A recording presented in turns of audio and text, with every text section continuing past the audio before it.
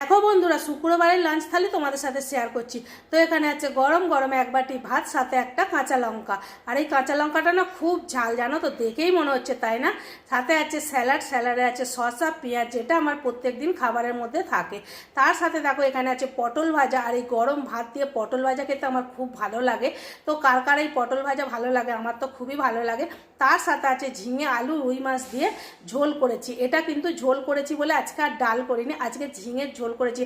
আর ঝিঙের ঝোল মাছ দিয়ে কিন্তু খুব ভালো লাগে, সেই জন্য ভাবলাম ডাল তো কদিন পর পর হচ্ছে, আজকে চলো ঝিঙের ঝোলটা দিয়েই ভাতটা মেখে খাওয়া যাবে।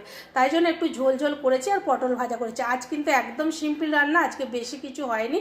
তো সাথে আর একটা জিনিস করেছি অবশ্য, গরম গরম পাঁপড় ভাজা। আর পাঁপড় ভাজা আর এই ঝোল জাস্ট ভালো লাগে আমার, কি বলবো, আমার কোনো তরকারির ঝোল আর এরকম পাঁপড় ভাজা দিয়ে ভাত খেতে খুব ভালো লাগে। তো যাই হোক, এই যে পাঁপড় ভাজা 4 পিস নিয়ে নিলাম, এটাই ছিল আমার লাঞ্চ মেনু। আমার লাঞ্চ মেনু তোমাদের কেমন লাগলো অবশ্যই কমেন্টে জানাবে। আর তোমাদের বাড়িতে আজকে কি রান্না হয়েছে সেটাও কিন্তু কমেন্টে জানাবে। তো চলো টাটা, সবাই ভালো থেকো, সুস্থ থেকো।